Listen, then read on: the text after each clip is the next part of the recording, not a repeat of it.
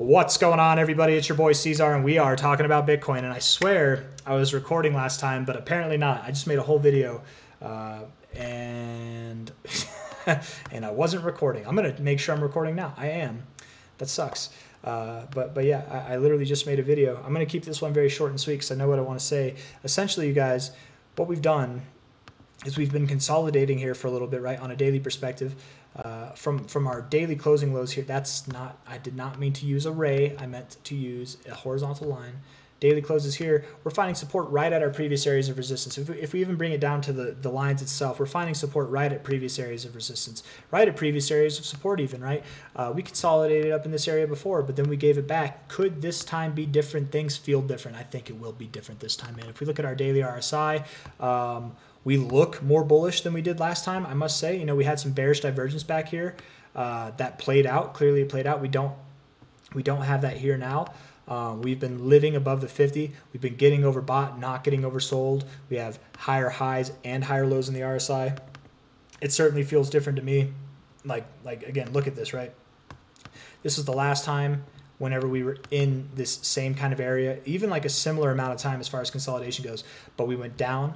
If you look at the RSI here, kind of sporadic, up out of nowhere. This, however, has been taking a lot more time to build. This looks a lot more constructive, and we're at like the base of this range. It would make sense that we run up. We've had multiple drives in the overbought zone where this was just a kind of a one-off after like this last tip here. So I do think that it seems to be different this time.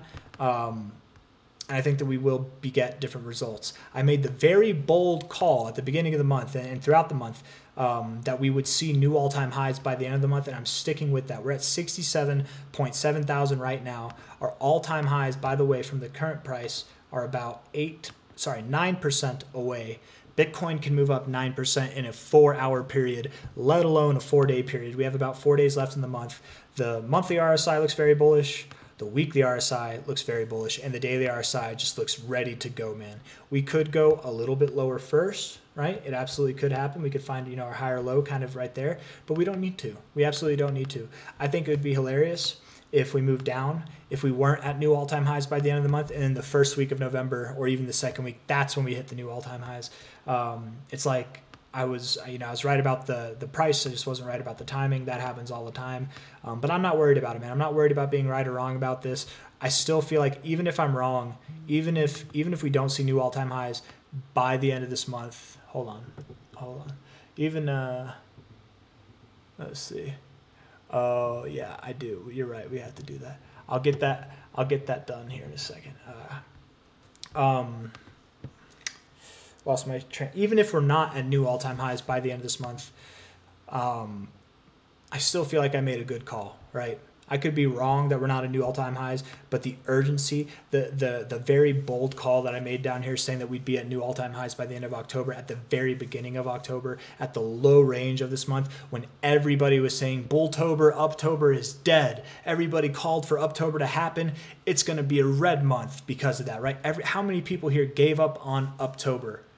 Like across the space, you know that I was not one of them, right? And I actually promoted urgency in getting into the markets and getting yourself set up because we're about to move up, and we did. So even if we're not at new all-time highs by the end of this month, I still feel like I made the right call, even if it was an incorrect call. But it's not about being right and wrong anyways. Who cares? You know, like that's not the point. I'd feel great if we were at new all-time highs by the end of the month. I'd feel really great being one of the only YouTubers, if not the only YouTuber, that was calling for new all-time highs by the end of October.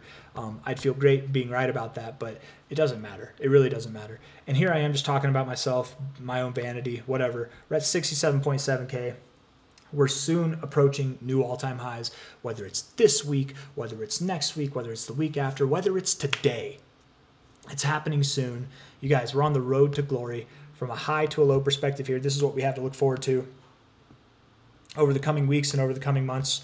Our prices, like literally by the end of the year, between 82K, 106K, those are kind of our like primary target areas that I would address. Technically 95K to 82K, but I feel like that's a good primary target area. If not 120 to 143, I actually am expecting that we'll be up at this area by the end of the year, and time will tell, right? But the reason why I'm thinking that, and I know that might seem like a fast pace because over the last 7 or 8 months, we've been moving sideways. We haven't been moving fast at all. People forget how fast Bitcoin can actually move. You know, if we take this low here to this high, for example, this like last little bit that moved us up. By the way, this came after a consolidation. This was the last leg up in a move. We've been consolidating for a while. When this breaks, I think it's going to be dramatic. Look at that, right?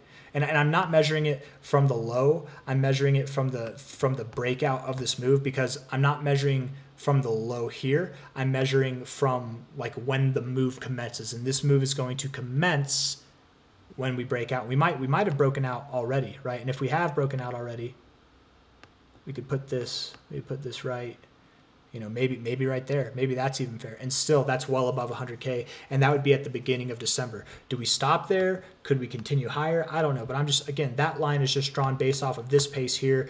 Absolutely. You know, we have been moving slow. We've been consolidating for a long time. But when this egg breaks, when we crack this shell, it's going to be a very fast move. It's going to be faster than anything we've seen really since March. So I'm excited. I hope you guys are excited. Hit that like button. Subscribe if you want to see more content like this.